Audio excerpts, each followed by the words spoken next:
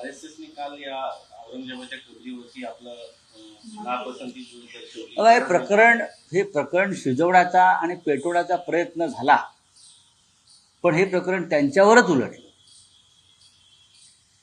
दंगल कुठे झाली तर नागपुरात झाली. कोणती जागा निवडली तर देवेंद्र फडणवीस यांच्या मतदारसंघात ही दंगल घडवण्यात आली. हे देवेंद्रजींना सुद्धा अपेक्षित नसेल की हे प्रकरण माझ्याच मतदारसंघात होईल. हे कोणी घडवलंय? हे राज्याच्या मुख्यमंत्र्यांना कमजोर ठरवण्यासाठी किंवा बदनाम करण्यासाठी त्यांच्याच मतदारसंघाची निवड कोणी केली? कोण आहे हा? खरं म्हणजे तपासाचा विषय. ही दंगल अशा प्रकारे महाराष्ट्रात अनेक ठिकाणी घडवायची योजना होती औरंगजेबावर, पण ठिणगी कुठे टाकली तर नागपुरामध्ये देवेंद्र फडणवीस यांच्या मतदारसंघात.